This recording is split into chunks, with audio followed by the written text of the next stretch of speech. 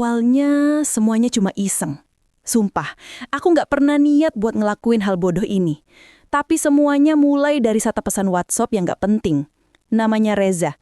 Dulu dia rekan kerja aku di kantor lama, sebelum aku pindah kerjaan ke perusahaan yang sekarang.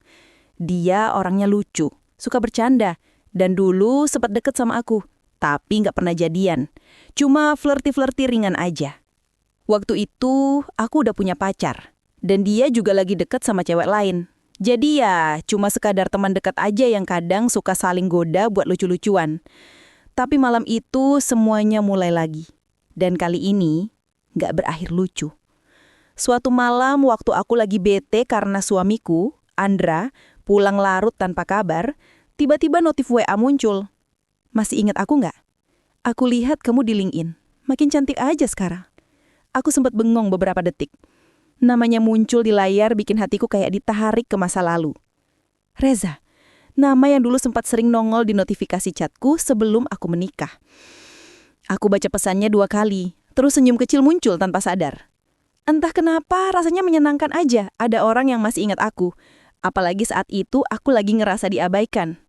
Aku balas singkat. Masih aja gohbal Reza? Harusnya aku berhenti di situ. Harusnya aku cuma baca, senyum, lalu lupa. Tapi nggak tahu kenapa obrolan itu terus berlanjut. Dari yang awalnya cuma basa-basi jadi curhat. Dari curhat jadi flirty lagi. Dan dari flirting tiba-tiba aja aku ngerasa nyaman. Dia bilang kangen, aku bilang jangan bercanda. Tapi dalam hati aku ngerasa sesuatu yang udah lama nggak aku rasain. Diperhatiin. Malam itu kami chat sampai lewat tengah malam. Andra belum pulang. Dan aku malas nanya, karena toh udah sering juga dia bilang lembur. Jadi aku terus scroll chat, ngetik, ketawa kecil di kamar sendirian. Reza masih sama kayak dulu. Humornya ringan, tapi bisa bikin aku ngerasa istimewa. Dia ingat hal-hal kecil tentang aku. Kamu masih suka kopi susu tanpa gula? Katanya. Aku jawab, iya, kok masih ingat? Dan dia bales, ya ingatlah, dulu tiap pagi kamu selalu pesan itu sebelum meeting. Aku ingat semua tentang kamu, Rah. Waktu dia nyebut namaku dengan cara yang lembut gitu, rasanya aneh.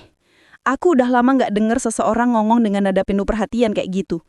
Andra akhir-akhir ini sibuk banget. Kayaknya kerjaannya lagi gila-gilaan. Aku tahu dia capek, tapi aku juga capek nunggu. Capek berusaha ngertiin, tapi nggak pernah di ngertiin balik. Hari-hari berikutnya chat sama Reza jadi rutinitas yang aneh, tapi aku nikmatin. Pagi-pagi dia ngucapin selamat pagi, kadang nyelipin fotokopi di mejanya, bilang, andai bisa ngopi bareng kamu kayak dulu. Aku balas adanya, tapi jujur, aku senyum tiap kali baca pesannya. Aku tahu ini udah gak bener, tapi aku juga gak bisa berhenti. Ada bagian dari diriku yang haus perhatian, dan Reza dengan entengnya ngisi ruang itu tanpa aku sadari. Andra gak curiga apa-apa. Dia pikir aku cuma sibuk kerja atau main HP kayak biasa. Tapi semakin sering aku chat sama Reza, semakin sering juga aku ngelakuin hal-hal kecil yang seharusnya nggak aku lakuin. Kayak nyembunyiin notifikasi, atau bawa HP ke kamar mandi biar nggak kelihatan. Aku nggak sadar sejak kapan mulai takut ketahuan. Tapi yang jelas aku sadar kalau aku udah mulai bohong. Suatu malam Reza bilang, dia baru pindah ke kota yang sama denganku. Kantorku dekat Mall XYZ. Kamu masih sering ke sana? Tanyanya. Aku kaget. Dunia ini kecil banget, pikirku. Aku jawab seadanya. Kadang kalau weekend aja. Dia langsung bales, ayo kapan-kapan ngopi bareng, nostalgia dikit. Aku tertawa kecil waktu baca pesannya, tapi jantungku berdetak agak cepat. Ada bagian dariku yang pengen bilang iya, tapi aku tahan, pura-pura cuek. Lihat nanti deh, balasku. Tapi dia tahu gimana cara narik aku pelan-pelan. Nggak maksa, tapi selalu hadir di waktu yang pas.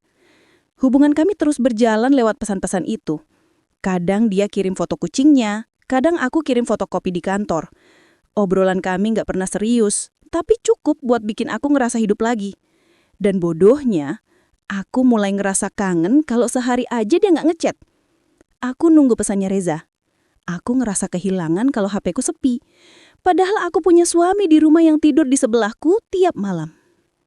Andra mulai ngerasa aku agak beda. Dia pernah bilang, kamu akhir-akhir ini sering senyum sendiri ya? Ada apa sih? Aku cuma jawab, enggak, cuma lihat meme lucu. Dia ketawa kecil, nggak curiga. Tapi dalam hati aku ngerasa bersalah banget. Aku tahu ini salah, tapi rasa nyawan itu susah banget buat dilepas. Rasa yang udah lama hilang di rumah, tiba-tiba muncul lagi dari orang lain, dan aku terlalu lemah buat nolak. Beberapa minggu kemudian, Reza ngajak ketemuan. Awalnya aku tolak. Aku bilang takut kalau ketahuan, takut bikin masalah. Tapi dia pinter ngomong. Kita cuma teman, Rah. Masa teman nggak boleh ngopi bareng sih? Aku pikir, iya juga. Lagian cuma ngopi. Apa salahnya? Tapi jauh di dalam hati aku tahu ini bukan cuma soal ngopi. Ini tentang rasa penasaran, rasa yang dulu belum sempat selesai dan sekarang muncul lagi dengan cara yang halus, tapi berbahaya. Hari itu aku izin pulang lebih cepat dari kantor. Alasannya ke salon. Padahal aku janjian sama Reza di kafe kecil deket tempat kerjanya. Begitu aku datang, dia udah duduk di pojok, masih dengan senyum khasnya yang dulu selalu bisa bikin suasana cair. Tapi kali ini, entah kenapa, ada sesuatu di matanya yang bikin aku gugup. Masih sama kayak dulu, katanya waktu aku duduk. Aku tertawa, apanya? Dia jawab pelan, cantiknya. Aku cuma geleng, tapi pipiku panas. Aku nggak bisa bohong, aku suka dipuji. Kita ngobrol lama, tentang pekerjaan, masa lalu, bahkan sedikit tentang pernikahan masing-masing. Dia bilang dia belum nikah, tapi sempat gagal tunangan 2 tahun lalu. Katanya ceweknya selingkuh. Aku pura-pura kaget, padahal di dalam hati aku sadar kalau aku juga sedang melakukan hal yang sama. Tapi Reza nggak menyinggung soal itu. Dia cuma terus bikin aku nyaman. Waktu aku lihat jam, udah hampir malam. Aku bilang harus pulang, tapi dia minta antar sampai parkiran. Aku nurut, dan di situ, di antara mobil-mobil yang mulai sepi, dia bilang pelan, "Aku kangen kamu, Ra. Serius." Aku cuma diem, rasanya deg-degan, campur bingung. Tapi saat dia deketin wajahnya sedikit, aku nggak mundur. Aku tahu aku seharusnya pergi, tapi aku nggak bisa. Momen itu cuma beberapa detik, tapi cukup buat bikin segalanya berubah. Setelah malam itu, semuanya nggak sama lagi. Chat kami makin intens, makin pribadi, makin dalam. Ada kalimat-kalimat manis yang dulu cuma aku dengar dari Andre waktu awal pacaran. "Udah makan belum? Kamu capek nggak hari ini? Kamu kangen aku nggak?"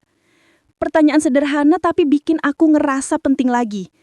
Aku tahu ini salah, tapi aku juga tahu aku nggak bisa kehilangan perhatian itu. Aku mulai bohong ke Andre lebih sering. Bilang ada lembur, padahal ketemu Reza. Bilang mau ketemu temen cewek, padahal duduk berdua di mobil Reza sambil ngobrol lama. Kadang cuma ngobrol, kadang lebih. Dan tiap kali aku pulang, aku ngerasa makin hampa. Tapi anehnya, aku terus ngelakuin hal yang sama. Aku pikir aku bisa kontrol semuanya. Aku pikir ini cuma hubungan ringan, cuma pengalih dari kejenuhan rumah tangga. Tapi aku salah besar, karena perlahan aku jadi kehilangan arah. Aku mulai bandingin Andre sama Reza. Mulai ngerasa Andre terlalu dingin, terlalu cuek, terlalu serius. Padahal dulu aku nikah sama dia karena aku suka sifat tenangnya. Sekarang semua itu terasa hambar. Tiap kali Andre pulang larut, aku nggak lagi marah.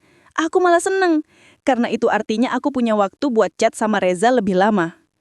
Sampai suatu malam, Andre tiba-tiba pulang lebih cepat dari biasanya. Aku lagi tiduran di sofa sambil senyum-senyum lihat HP. Reza baru kirim voice note. Suaranya pelan banget, cuma bilang, "Aku pengen kamu ada di sini." Dan aku nggak sadar kalau Andre udah berdiri di belakangku. "Kamu senyum-senyum lihat apaan?" tanyanya. Aku kaget sambil ngelempar HP. Aku jawab gugup, "Enggak, cuma teman kantor." Tapi entah kenapa matanya langsung kelihatan curiga. Dia duduk di sebelahku, tangannya minta HP-ku. Aku panik, tapi aku kasih sambil pura-pura tenang. Untungnya sebelum itu aku udah hapus semua chat Reza. Cuma tinggal pesan biasa. Andra scroll bentar, terus balikin HP. "Kamu aneh, Rah. Dulu nggak kayak gini," katanya sambil jalan ke kamar. Dan malam itu aku nggak bisa tidur. Rasa bersalahnya mulai datang. Tapi rasa kangen ke Reza juga nggak hilang. Hari-hari berikutnya makin rumit. Aku dan Andre jarang bicara. Kita kayak dua orang asing yang cuma tinggal di rumah yang sama. Sementara aku dan Reza makin sering ketemu. Sampai akhirnya, suatu sore, Reza bilang sesuatu yang bikin aku berhenti berpikir jernih. "Aku serius sama kamu, Ra. Aku nggak mau cuma jadi orang di balik layar." Aku diam lama, bingung. Aku tahu ini semua salah, tapi di sisi lain ada bagian dari diriku yang seneng dengar itu. Aku ngerasa dicintai lagi, walau dengan cara yang salah. Aku nggak tahu sejak kapan aku berhenti jadi diriku yang dulu. Dulu, aku perempuan yang percaya sama komitmen. Yang marah kalau dengar kabar perselingkuhan. Sekarang malah aku jadi pelakunya. Semua dimulai dari satu pesan yang nggak seharusnya aku balas. Satu pesan yang aku buka waktu aku lagi ngerasa diabaikan. Dan dari situ, semuanya berubah. Hubungan yang seharusnya cuma jadi nostalgia, malah berubah jadi pelarian yang penuh dosa. Malam-malamku sekarang selalu penuh rasa bersalah. Kadang aku duduk di depan kaca, lihat wajah sendiri dan mikir, kapan aku jadi orang kayak gini? Tapi tiap kali Reza ngechat, rasa bersalah itu lenyap seketika. Dia tahu gimana cara ngomong yang bikin aku lemah. Dan aku benci ngakuinya. Tapi aku jatuh cinta. Atau mungkin cuma terlena. Aku nggak tahu. Yang jelas, aku nggak bisa berhenti. Semua terasa seperti lingkaran yang nggak ada ujungnya. Makin aku coba keluar, makin aku terjebak di dalamnya. Sampai akhirnya aku sadar, setiap pesan yang aku balas bukan cuma kata-kata, tapi juga satu langkah kecil menuju kehancuran yang pelan-pelan aku bangun sendiri. Aku nggak tahu kapan semuanya bakal meledak, tapi aku tahu suatu hari nanti semuanya akan ketahuan. Dan saat itu terjadi, aku mungkin bakal kehilangan segalanya. Tapi malam itu, waktu aku rebahan di ranjang dan lihat notifikasi Reza typing, aku tetap tersenyum. Aku tetap menunggu. Karena bagiku, rasa bersalah pun kalah oleh rasa diperhatikan. Rasa yang udah lama hilang dari hidupku. Aku cuma bisa bengong waktu dengar kalimat itu keluar dari mulutnya. Untuk beberapa detik, semuanya kayak berhenti. Suara orang-orang di kafe, bunyi alat espresso, bahkan musik lembut yang mengalun dari speaker hotel itu, semua tiba-tiba hilang.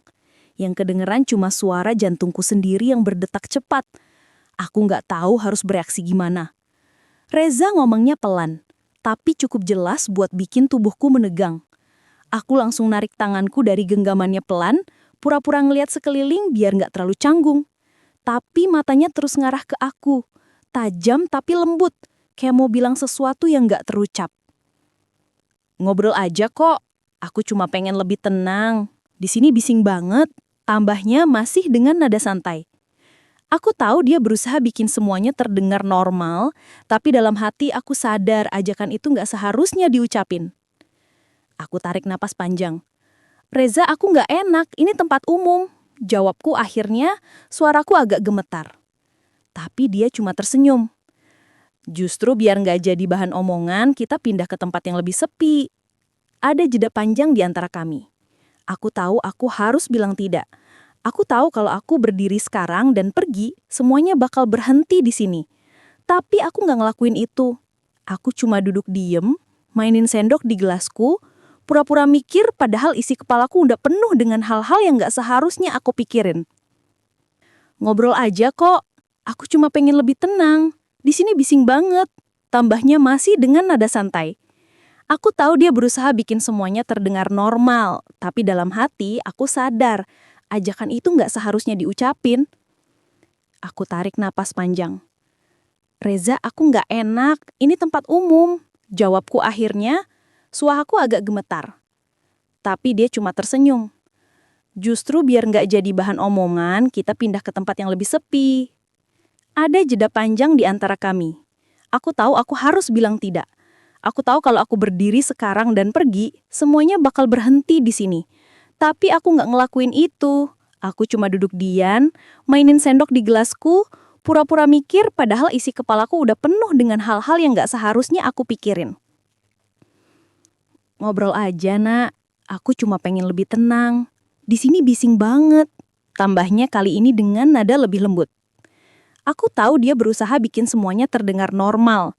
Tapi dalam hati, aku sadar, ajakan itu nggak seharusnya diucapin. Aku tarik napas panjang. Reza, aku nggak enak, ini tempat umum. Jawabku akhirnya, suaraku agak gemetar. Tapi dia cuma tersenyum. Justru biar nggak jadi bahan omongan, kita pindah ke tempat yang lebih sepi. Ada jeda panjang di antara kami. Aku tahu aku harus bilang tidak. Aku tahu kalau aku berdiri sekarang dan pergi, semuanya bakal berhenti di sini. Tapi aku nggak ngelakuin itu. Aku cuma duduk diam, mainin sendok di gelasku, pura-pura mikir, padahal isi kepalaku udah penuh sama hal-hal yang nggak seharusnya aku pikirin. Ngobrol aja, Nak. Aku cuma pengen lebih tenang. Tambahnya masih dengan nada santai. Aku tahu dia berusaha bikin semuanya terdengar normal. Tapi dalam hati aku sadar, ajakan itu nggak seharusnya diucapin. Aku tarik napas panjang. Reza, aku nggak enak, ini tempat umum. Jawabku akhirnya, suaraku agak gemetar. Tapi dia cuma tersenyum. Justru biar nggak jadi bahan omongan, kita pindah ke tempat yang lebih sepi. Ada jeda panjang di antara kami. Aku tahu aku harus bilang tidak. Aku tahu kalau aku berdiri di sini dan pergi, semuanya bakal berhenti. Tapi aku nggak ngelakuin itu. Aku cuma duduk diam, mainin sendok di gelasku, pura-pura mikir padahal isi kepalaku udah penuh dengan hal yang gak seharusnya aku pikirin. Ngobrol aja, Nak. Aku cuma mau waktu sedikit sama kamu. Katanya lagi, kali ini nadanya lebih lembut.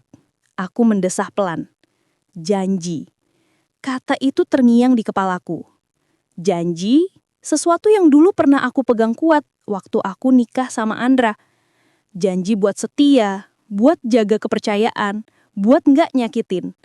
Tapi malam itu, di kafe hotel yang temaram, kata janji malah jadi pembenaran buat sesuatu yang salah. Aku masih diam waktu Reza berdiri.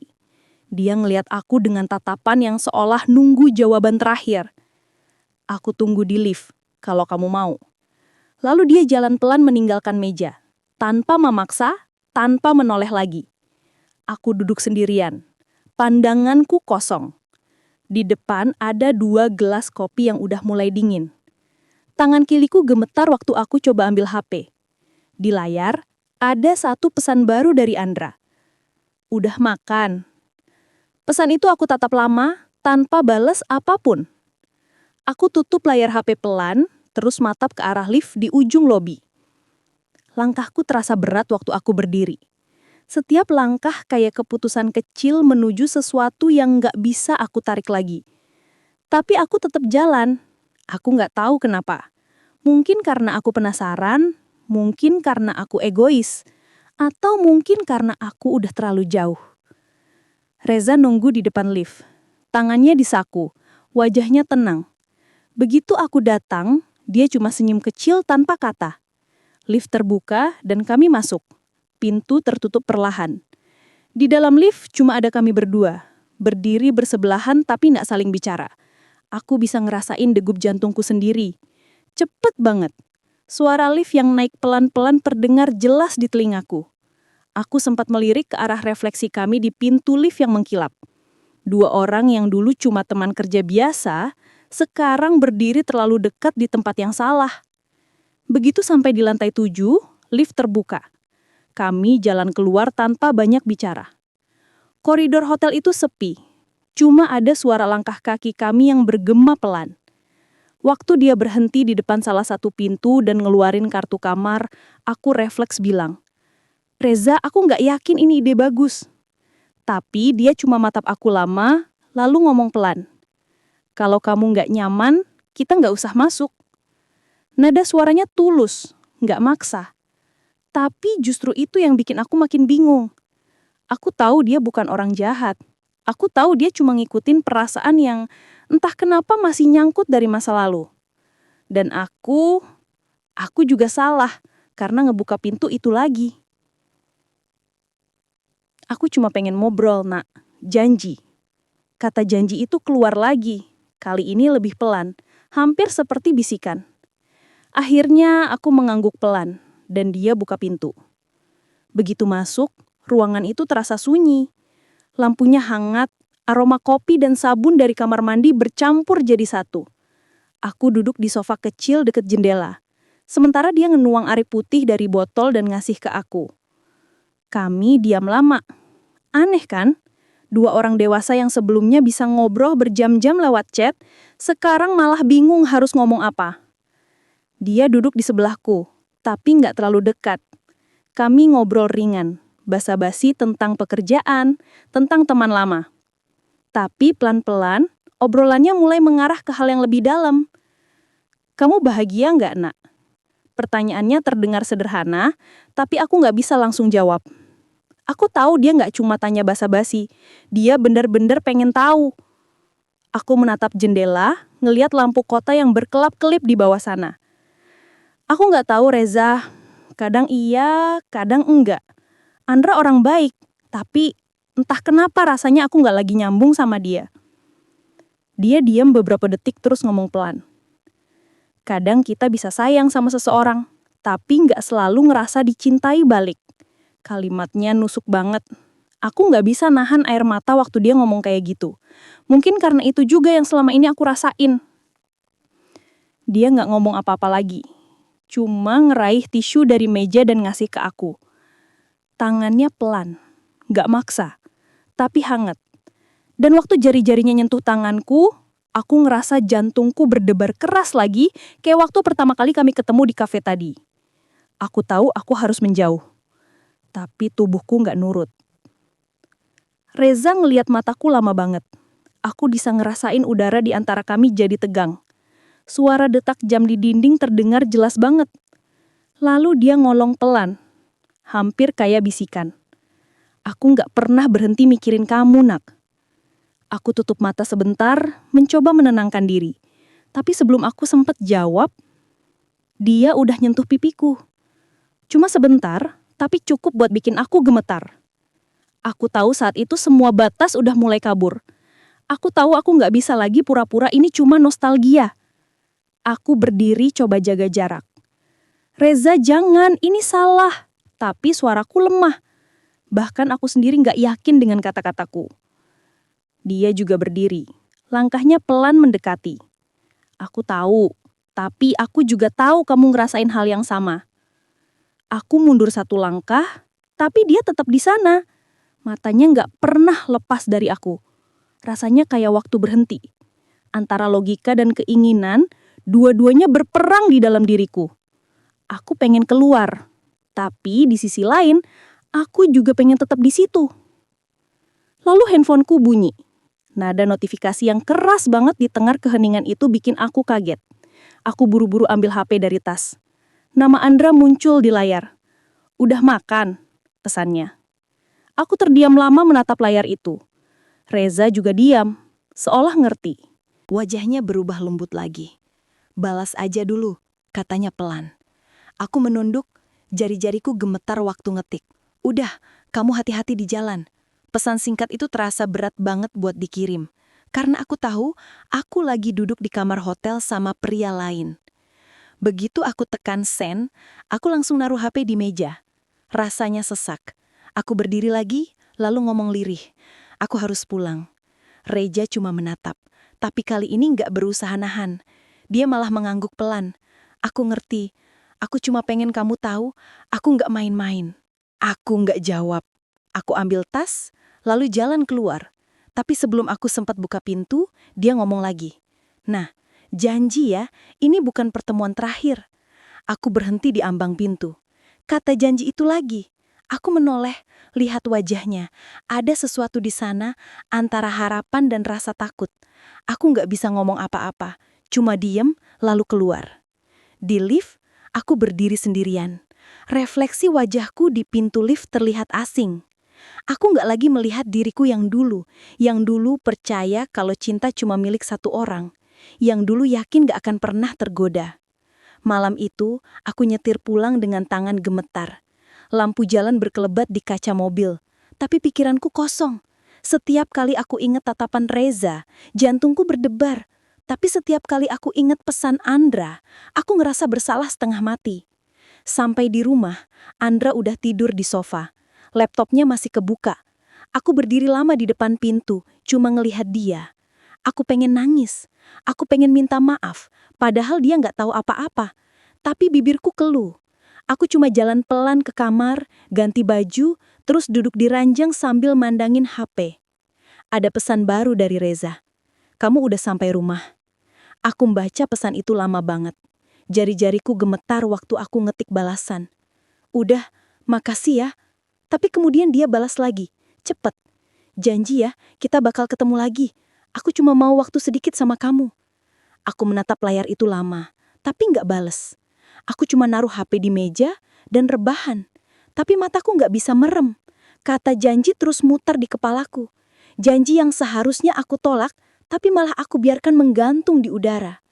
Aku tahu, malam itu sesuatu di dalam diriku udah berubah. Dan mungkin itu awal dari segalanya.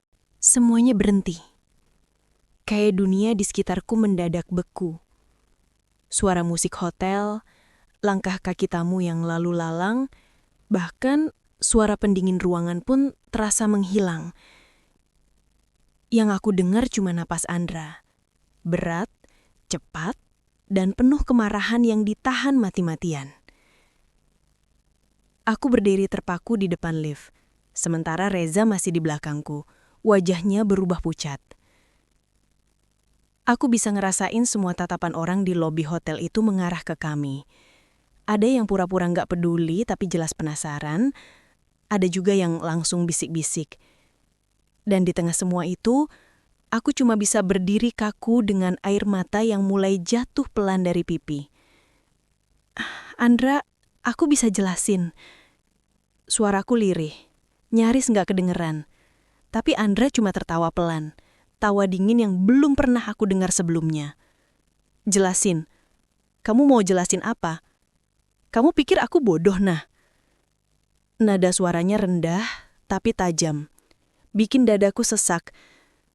Tanganku refleks nyentuh lengannya, tapi dia langsung mundur setengah langkah. "Jangan sentuh aku," katanya pelan, tapi matanya nyala penuh amarah. Reza akhirnya buka mulut. Suaranya agak gemetar. "Andra, lo salah paham. Kita cuma..." Andra langsung menatap tajam ke arahnya. "Lo diam aja." Tatapan itu cukup buat bikin Reza berhenti bicara. Aku ngerasa kayak semua oksigen di ruangan itu habis. Jantungku berdetak nggak karuan dan seluruh tubuhku gemetar. Aku tahu ini akhir dari semua kebohongan kecil yang aku pikir bisa aku kontrol. Tapi ternyata, kebohongan sekecil apapun, begitu ketahuan, efeknya kayak bom. "Andra, sumpah, aku cuma..." "Kamu cuma apa? Ngopi doang? Di hotel?" Nada sarkasnya nusuk banget. Aku nggak bisa jawab. Aku tahu apapun yang aku ucapin sekarang cuma bakal terdengar kayak alasan. Beberapa tamu hotel mulai berhenti jalan. Ada pasangan yang baru datang dari pintu depan, langsung melambat dan ngelihat kami dengan wajah penasaran. Aku cuma bisa tunduk sementara air mataku makin deras. Andra akhirnya ngusap wajahnya kasar, lalu ngengok ke arah Reza. "Kamu puas ya?" Katanya pelan tapi penuh tekanan. Reza kelihatan menahan diri buat nggak bales. "Gue nggak nyangka bakal begini," jawabnya. Tapi Andre langsung nyengir miring. "Nggak nyangka? Lo ngajak istri orang ke hotel, dan lo nggak nyangka?" Aku langsung langkah maju, mencoba mencegah pertengkaran itu jadi lebih parah. "Cukup, tolong, jangan di sini." Tapi Andre malah menatapku lagi. Kali ini dengan mata yang udah nggak marah, tapi kecewa. Dan jujur, itu jauh lebih menyakitkan. "Aku nyari kamu 2 hari ini, nah. Aku pikir kamu lagi lembur. Aku bawain makan malam ke kantor kamu.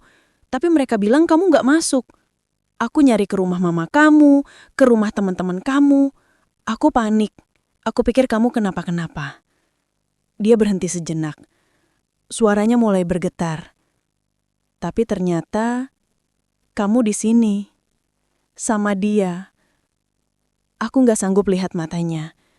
Aku pengen teriak, pengen minta maaf, pengen jelasin semua dari awal tentang rasa kosong yang aku rasain, tentang kesalahan kecil yang berubah jadi jurang besar.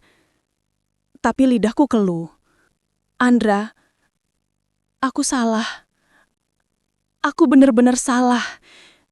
Dia tertawa getir. "Iya, kamu salah. Tapi kamu tahu nggak, yang paling nyakitin bukan karena kamu selingkuh, tapi karena kamu masih bisa bilang, nggak apa-apa kok, cuma ngobrol. Kamu bohong kayak nggak ada beban, nah. Aku pengen nyentuh dia, tapi dia udah mundur lagi. Udah cukup. Aku udah lihat sendiri semuanya. Aku nggak butuh penjelasan. Dia ngengok ke arah Reza sebentar. Nadanya pelan tapi dingin banget. Kalau lo punya harga diri, jangan pernah deketin dia lagi. Setelah itu, dia balik badan dan jalan keluar dari hotel. Aku pengen ngejar, tapi kaki rasanya berat banget. Semua pandangan di sekitarku masih nempel di tubuhku kayak beban. Aku nggak kuat. Aku cuma bisa jongkok di lantai marmer dingin itu, nutup wajah dengan kedua tangan sambil nangis. Reza sempat nunduk, lalu pelan-pelan bantu aku berdiri. Nah, aku antar pulang aja ya. Aku langsung geleng cepat. Jangan, aku nggak mau lihat kamu lagi. Suaraku tinggi, penuh panik. Mungkin itu kali pertama aku benar-benar sadar. Semua ini karena aku sendiri. Karena aku nggak bisa bilang tidak waktu seharusnya aku bisa. Aku langsung jalan cepat keluar hotel, melewati lobi yang masih ramai. Aku bisa ngerasa orang-orang masih ngelihat ke arahku, tapi aku nggak peduli. Di luar, udara malam terasa lembab dan dingin. Aku nyari sosok Andre di antara deretan mobil di parkiran. Tapi dia udah nggak ada. Aku nelpon dia berkali-kali tapi nggak diangkat. Pesan yang aku kirim cuma centang 2, nggak dibaca.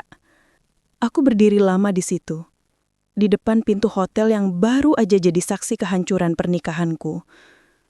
Lampu neon yang menyala di atas lobi bikin semuanya terasa makin menyakitkan. Terlalu terang buat malam seburuk ini. Hujan mulai turun rintik-rintik. Aku akhirnya duduk di trotoar, nunggu entah apa. Sampai akhirnya, ponselku bergetar. Satu pesan masuk. Dari Andra. Pulang Maja.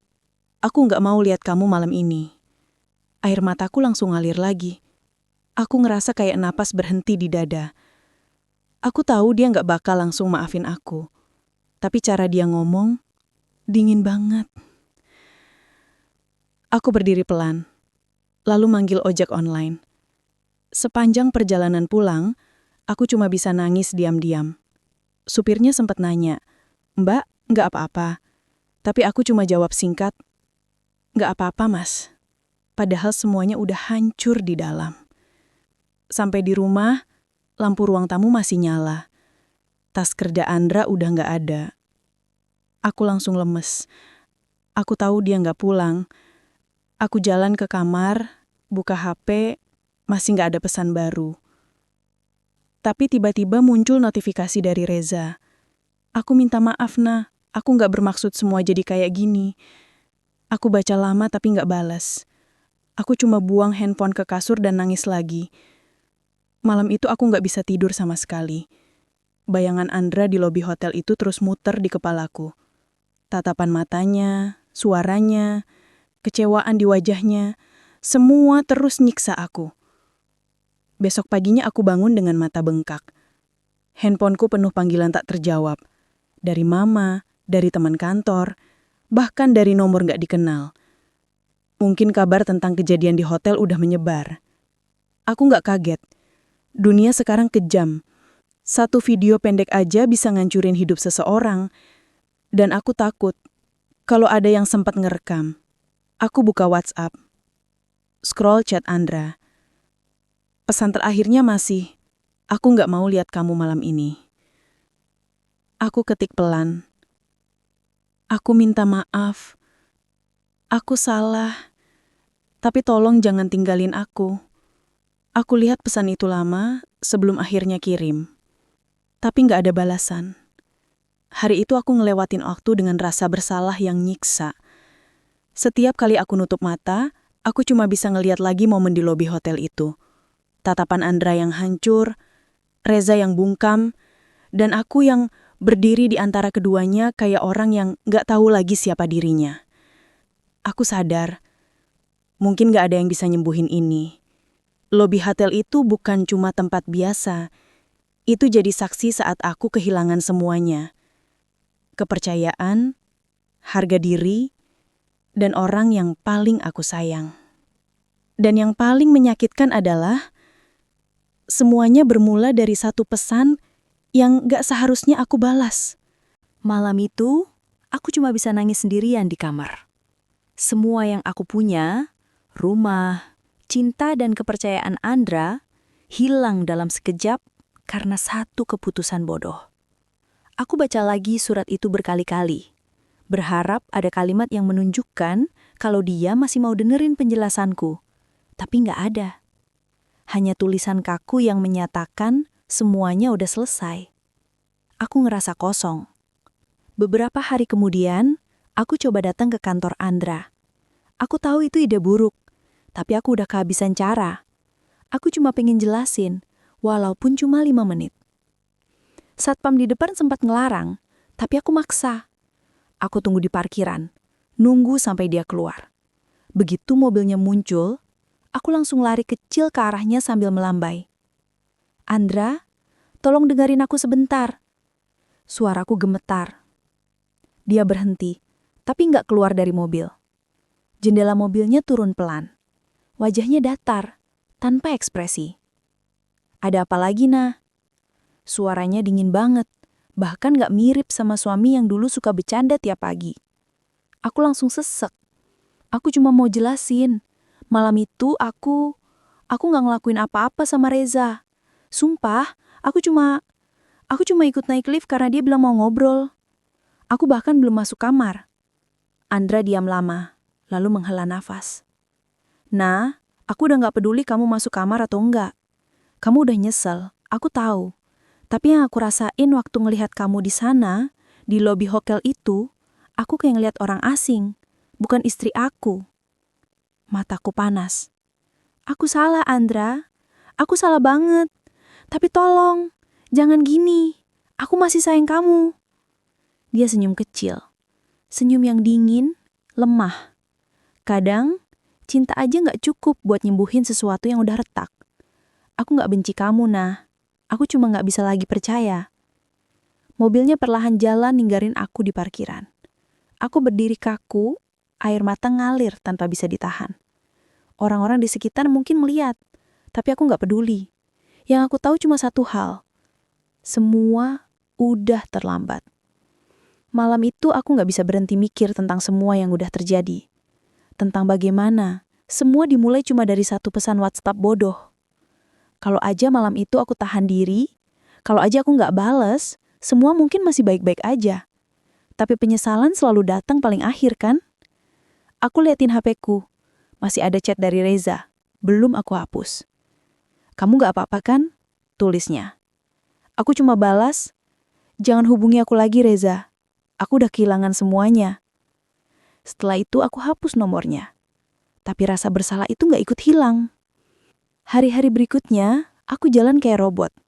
Berangkat kerja, pulang, makan seadanya, lalu nangis diam-diam di kamar. Rekan kerjaku mulai sadar aku berubah. Aku sering bengong, gampang marah, dan kelihatan pucat. Bosku sempat nanya apakah aku perlu cuti. Tapi apa gunanya cuti kalau rumah yang jadi tempat pulang aja udah nggak ada? Suatu sore, aku lihat foto pernikahan kami di rak kecil dekat televisi. Foto itu masih rapi, masih ada wajah bahagia kami di dalamnya. Aku pegang bingkainya, ngerasa sesek. Aku ingat waktu foto itu diambil, Andra sempat bilang, aku janji nggak akan ninggalin kamu, apapun yang terjadi. Sekarang aku sadar, janji itu cuma berlaku selama aku masih jaga kepercayaannya. Dan aku gagal. Seminggu kemudian, aku dapat kabar kalau Andra udah pindah kerja keluar kota. Dari teman lamanya, aku tahu dia sekarang tinggal di apartemen kecil di Surabaya. Katanya dia pengen mulai hidup baru. Aku nangis seharian waktu dengar itu. Bukan karena dia pindah, tapi karena aku sadar dia benar-benar udah nggak ngelihat aku sebagai bagian dari hidupnya lagi.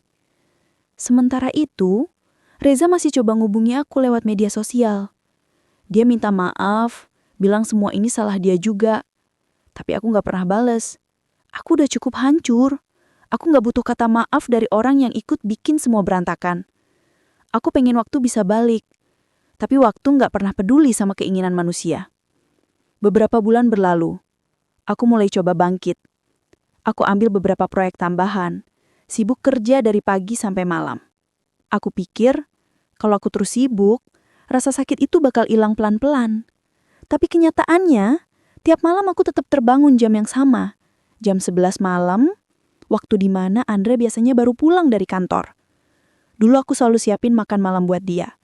Sekarang meja makan itu kosong. Suatu dari, aku ketemu teman lama, Rika. Dia dulu juga rekan kerja di kantor lama tempat aku kenal Reza. Kami ngobrol di kafe, dan tanpa sengaja, dia nyebut nama Reza. Kamu tahu nggak? Reza udah nikah 2 bulan lalu, sama cewek kantor juga katanya. Aku cuma diam. Aku nggak tahu harus seneng atau sedih. Yang jelas, rasanya dada aku kayak ditusuk. Rika lanjut. Kamu kenapa, Nah? Masih kepikiran dia? Aku geleng pelan. Enggak, cuma lucu aja. Aku hancur karena seseorang yang bahkan gak pernah niat serius sama aku. Dia menatapku iba. Kadang kita buta waktu ngerasa diperhatiin, padahal yang kita cari bukan cinta, tapi validasi. Kalimat itu kena banget, karena memang itu kenyataannya. Aku gak selingkuh karena cinta, aku cuma haus diperhatiin, dan Reza datang di waktu yang salah. Malam itu aku buka album foto di HP. Ada foto-foto lama bareng Andra waktu liburan ke Bali, waktu pertama kali pindah ke rumah baru, waktu dia kasih kejutan ulang tahun. Aku senyum, tapi juga nangis. Semua kenangan itu masih jelas banget, tapi sekarang cuma tinggal sejarah. Akhirnya aku berani hapus semua foto Reza, semua chat, semua yang berkaitan sama masa bodoh itu. Bukan buat ngelupain, tapi buat nerima. Waktu berlalu. Aku nggak tahu sejak kapan aku mulai bisa tidur tanpa nangis. Mungkin karena aku udah capek nyalain diri sendiri. Aku mulai belajar maafin diri, walaupun pelan. Tapi tiap kali lihat pasangan suami istri di jalan, aku masih ngerasa sesek. Aku masih ngerasa kehilangan sesuatu yang nggak bisa aku dapetin lagi. Suatu pagi, aku dapat email dari Andra. Isinya cuma 2 baris. Semoga kamu baik-baik aja. Aku udah nikah lagi minggu lalu. Aku doain kamu juga nemu kebahagiaanmu sendiri. Aku baca kalimat itu berkali-kali. Gak ada amarah, gak ada luka baru. Cuma hampa aja. Aku sadar ini bener-bener akhir. Aku duduk lama di depan laptop, ngelamun, sambil ngetik pesan yang akhirnya gak pernah kukirim. Maaf Andra, aku gak pernah bermaksud nyakitin kamu. Aku cuma kehilangan arah. Tapi terima kasih. Karena kamu pernah jadi rumah yang paling hangat dalam hidupku. Hari itu, aku keluar rumah, jalan kaki sendirian, ngerasain angin sore yang lembut di wajahku. Aku sadar hidup harus terus jalan, walaupun tanpa orang yang dulu jadi pusatnya. Penyesalan gak akan bisa ngubah masa lalu, tapi dia bisa jadi pengingat, supaya aku gak jatuh di lubang yang sama. Dan entah kenapa, di tengah semua kehancuran itu, aku merasa tenang untuk pertama kalinya. Karena meskipun aku kehilangan cinta, aku akhirnya nemu sesuatu yang lebih penting. Keberanian buat ngelihat diri sendiri apa adanya, dengan segala kesalahan dan luka yang aku buat. Aku pulang malam itu, nyalain lampu kamar, dan untuk pertama kalinya, aku nggak nangis. Aku cuma duduk di tempat tidur, ngeliatin pantulan wajahku di kaca. Wajah yang udah nggak sama kayak dulu, lebih lelah, tapi juga lebih jujur. Dan di situ aku sadar, kadang kehilangan yang paling menyakitkan justru jadi cara semesta buat ngajarin kita arti sesungguhnya cinta dan penyesalan. Aku nggak bisa diam. Surat itu, foto itu, tulisan tangan yang aku kenal, semuanya jadi batu besar yang nemplok di dada. Aku panggil ojek, terus pergi ke kafe tempat biasanya aku dan Maya sering nongkrong dulu. Kepala penuh pertanyaan, hati penuh amarah. Di sepanjang jalan aku ulang-ulang satu pertanyaan. Kenapa Maya? Kenapa orang yang aku percaya paling pertama malah jadi yang nginjak hidupku? Maya sudah menunggu, duduk di meja pojokan dengan secangkir kopi yang mulai dingin. Wajahnya datar, matanya nggak bisa menutupi rasa bersalah yang dalam. Waktu aku duduk, dia diam beberapa detik. Lalu angkat kepala dan bilang, "Kamu baca fotonya?" Suaranya datar, kayak dia udah siap. Aku langsung meledak. Kenapa, Mai? Kenapa kamu ngirim itu ke aku? Kenapa kamu ngerjain aku seperti ini? Tanganku gemetar, suaraku nggak bisa rata. Maya tarik nafas panjang. Aku nggak mau ngobrol di WA. Biar face to face, katanya. Aku ngebel. Kamu tega. Kamu tahu betapa aku menderita setelah itu? Andra ninggalin aku kehilangan rumah, harga diriku. Kamu main-mainin semua itu. Matanya berkaca-kaca. Dia menunduk, terus angkat wajah lagi. Aku nggak main-main. Tapi juga bukan maksudku bikin kamu hancur.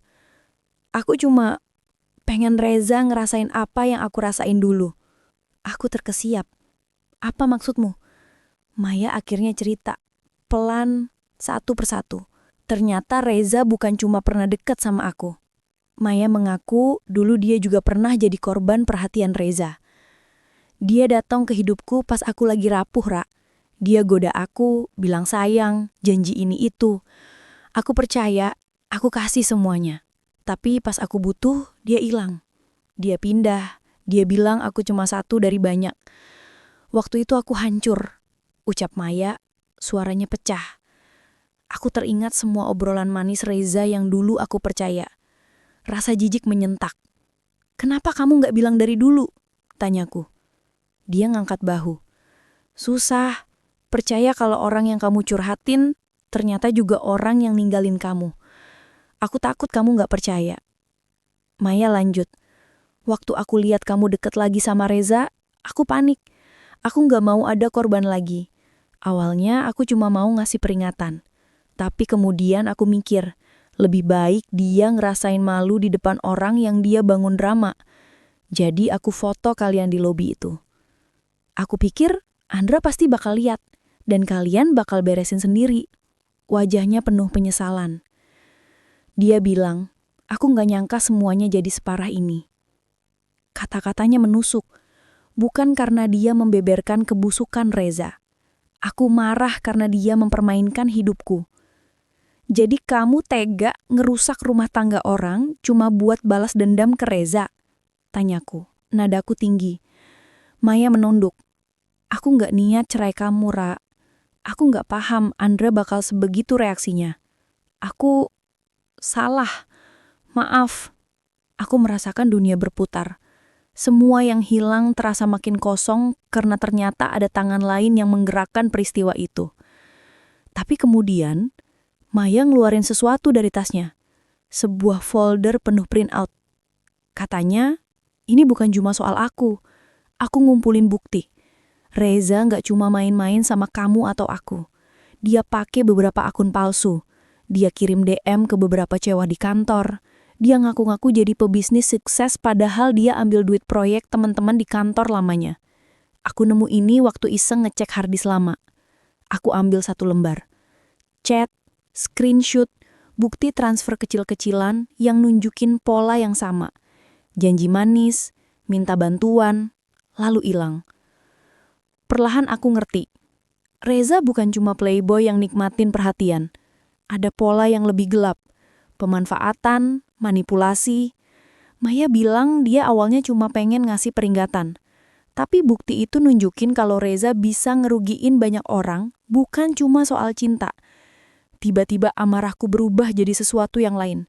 Rasa marah ke Reza yang jauh lebih besar dari sekadar rasa sakit karena dikhianati. Kalau semua yang Maya bilang benar, aku nggak cuma korban cinta. Aku hampir jadi korban skema. Maya bilang dia sengaja nyuruh seseorang ambil foto malam itu. Bukan buat ngebunuhku, tapi buat nunjukin ke Reza. Lihat, kamu nggak bisa main-main tanpa konsekuensi. Tapi dia nyesel karena nggak nyangka Andra bakal langsung ngambil langkah drastis. Kalau aku bisa ulang waktu, aku nggak bakal nulis catatan itu. Aku minta maaf. Dia bilang lagi. Aku menatap wajahnya. Orang yang dulu ku sebut sahabat, orang yang ku percayai. Dan aku sadar, luka paling dalam bukan cuma karena dikhianati oleh pasangan, tapi juga dikhianati oleh yang kita anggap aman. Setelah berbicara panjang, aku pulang dengan kepala penuh, perasaan campur aduk. Ada kekecewaan, ada kemarahan, Ada rasa ingin tahu yang belum terjawab. Seminggu berikutnya aku nggak langsung balas pesan Maya. Aku butuh waktu. Tapi rasa ingin tahu tentang Reza makin kuat. Aku pengen tahu siapa dia sebenarnya. Sampai seberapa parah dia bisa menyakiti orang. Aku pengen jawaban, bukan untuk membalas, tapi untuk memperjelas, agar lukaku nggak terus-menerus menganga. Aku mulai nyari jejak Reza. Di kantor lamanya, beberapa orang yang aku hubungi awalnya diam-diam aja, takut terseret drama. Tapi setelah aku buka bukti yang Maya kasih, screenshot, bukti transfer kecil-kecilan yang nunjukin pola yang sama, janji manis, minta bantuan, lalu hilang. Semakin dalam aku gali, semakin banyak pola yang muncul. Aku merasa ada jaringan kebohongan di balik semua senyum manisnya. Di satu sore yang mendung, aku nemu sesuatu yang bikin aku pusing. Sebuah nama perusahaan yang dulu Reza sebut-sebut sebagai proyek sampingan, ternyata adalah perusahaan fiktif. Aku kontak salah satu klien yang Reza sebut, dan dia kaget bahwa ada beberapa faktur palsu dan beberapa orang nyasar karena janji kerjasama. Aku laporkan ini ke pihak berwenang yang menangani penipuan digital. Rasanya aneh. Di satu sisi aku lagi nyari kebenaran untuk diriku sendiri. Di sisi lain aku malah membuka kotak Pandora yang bisa nyeret banyak orang. Berita kecil mulai muncul. Bukan soal aku, tapi soal Reza. Akun-akun media sosial yang selama ini dia pakai mulai dihapus. Beberapa orang mengaku ngasih bukti. Dalam beberapa minggu, polisi hubungin aku untuk minta keterangan. Mereka butuh kronologi pertemuan, bukti transfer, chat. Maya datang ke kantor polisi juga. Duduk diam sambil nyeritain semuanya. Ada rasa lega aneh dalam diri aku. Bukan karena aku senang Reza kena masalah, bukan sama sekali, tapi karena akhirnya ada konsekuensi untuk semua kebohongan itu. Sementara proses itu berjalan, hidupku pelan-pelan berubah lagi. Bukannya langsung sembuh, tapi ada ruang baru yang muncul. Ruang buat sadar bahwa aku nggak sendirian. Teman-teman lama mulai datang, ada yang ngasih pelukan, ada yang ngajak nongkrong. Aku mulai ngerjain hal-hal kecil yang dulu aku suka. Belajar fotografi, ikut kelas menulis. Malam-malam yang dulu penuh tangis, sekarang masih ada episode nangis, tapi lebih sering berganti dengan ratapan rindu yang lama-lama melo jadi penerimaan. Di suatu siang yang mendung, aku dapat pesan dari Andra. Ada waktu, aku mau ketemu. Jantungku melonjak, bukan karena harap, tapi karena takut. Aku setuju ketemuan di sebuah taman sederhana. Dia datang tenang, wajahnya lebih matang. Tapi aku lihat seberkas rasa sakit yang belum benar-benar sembuh. Kami duduk berhadapan, dan tanpa basa-basi dia bilang, "Aku lihat berita, Ra, tentang Reza. Aku nggak nyangka semua ini begitu rumit." Aku tarik nafas. Aku tahu, aku juga nggak mau ini semua kejadian. Tapi aku nggak bisa balikin apa yang udah rusak. Andre diam. Lalu pelan, "Aku udah nikah lagi, Nak. Tapi kalau kamu butuh sesuatu, penjelasan atau sekedar dengar, aku mau." Aku kaget. Kata-katanya aneh. Ada keramahan, tapi tetap ada batas. Kami berbicara lama. Bukan untuk balikan. Itu jelas bukan. Tapi kami berbicara untuk menutup bab dengan cara yang lebih manusiawi. Aku minta maaf lagi. Bukan untuk meringankan bebanku, tapi supaya kami berdua bisa melangkah tanpa kebencian yang menaruh bara di hati. Dia bilang dia sudah berdamai. Kami berpisah dengan pelukan singkat, bukan sebagai pasangan, tapi sebagai dua orang yang pernah saling memberi rumah. Di luar proses hukum yang agak panjang, ada cubitan lain yang gak terduga. Cerita hidupku bukan versi yang malu-maluin, tapi versi jujur tentang kesalahan, penyesalan, dan pembelajaran mulai menarik perhatian. Seorang produser podcast sempat mendengarku curhat di sebuah acara komunitas, lalu ngajak aku ngobrol untuk rekaman. Aku ragu awalnya, takut terbuka, tapi setelah mikir panjang, aku setuju. Aku pengen cerita ini jadi pelajaran buat orang lain, bukan sekedar pengakuan yang memalukan. Aku pengen ngebuktiin kalau dari runtuhnya hidup bisa tumbuh sesuatu yang berguna. Podcast itu meledak, bukan seketika, tapi pelan dan stabil. Banyak yang rasa relate, tentang rasa kesepian di pernikahan, tentang godaan perhatian dari orang luar, tentang betapa gampangnya kebohongan tumbuh dari satu mesan kecil. Aku dapat DM dari wanita-wanita yang bilang, ceritaku ngebuat mereka sadar, menarik batas, atau bahkan keluar dari hubungan yang beracun. Ada juga yang mengucapkan terima kasih karena aku berani cerita. Itu ngasih arti baru. Luka yang dulu terasa menggerogoti, kini berubah jadi bahan bakar buat jadi lebih kuat. Reza, dia akhirnya dipanggil polisi, bukan hanya karena masalah kecil di kantor lamanya, tapi juga karena beberapa laporan penipuan. Aku nggak merasa puas melihat dia kena masalah. Yang aku rasakan lebih ke lega. Lega karena pola kebohongan itu mulai diurai dan mungkin nggak bakal nyakitin orang lain seperti dulu. Maya, kami perlahan mulai berkomunikasi lagi, bukan sebagai sahabat yang dulu, tapi sebagai dua orang yang pernah disakiti dan kini memilih buat nggak nambah luka. Dia minta maaf berkali-kali, dan aku belajar. Menerima permintaan maaf itu bukan soal melupakan, tapi soal membebaskan diri dari dendam. Hidupku nggak lagi kayak dulu yang sempit dan penuh janji manis dari orang lain. Aku belajar buat jaga jarak. Belajar buat ngasih perhatian ke diri sendiri dulu. Aku mulai ikut komunitas seni, ketemu orang-orang yang dukung impianku. Di salah satu pameran foto kecil, ada seseorang yang lama-lama sering nongkrong tiap pembukaan. Bukan tipe yang langsung nawarin cinta, tapi dia konsisten ada. Namanya Dito, fotografer lepas juga yang ngobrolin teknik dan film, bukan drama. Kami mulai janjian buat ngopi tanpa embel-embel. Persahabatan itu lembut, tanpa tuntutan. Dan pelan-pelan ada rasa aman yang tumbuh lagi. Bukan karena dia menggantikan apa yang hilang, tapi karena aku nemu partner yang ngajarin arti kebersamaan yang sehat. Tak ada ending manis ala film, tak ada reuni dramatis. Yang ada adalah rangkaian hari yang biasa, tapi stabil. Aku belajar bahwa hidup bukan soal satu pesan yang mengubah segalanya, tapi tentang bagaimana kau bangkit setelah pesan itu. Bagaimana kau memilih untuk tetap hidup dengan integritas. Foto di lobi hotel itu tetap menghantui kadang-kadang, tapi sekarang ia lebih berfungsi sebagai pengingat keras. Jangan pernah biarkan satu momen membuatmu lupa siapa dirimu. Di suatu malam, aku duduk sendiri di balkon kosan baruku. Angin kota menyapu lembut. HP-ku bergetar. Sebuah notifikasi dari podcast baruku. Aku senyum tipis. Dari jendela jauh, lampu-lampu kota berkelip-kelip. Dulu aku takut melihat lampu itu, karena mengingatkan malam-malam sepi bersama Andra. Sekarang lampu itu terasa ramah.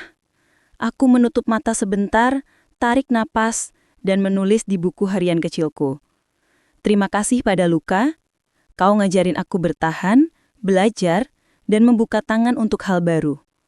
Lalu aku rebahan, dan untuk pertama kali dalam waktu yang lama, tidurku nyenyak tanpa mimpi buruk.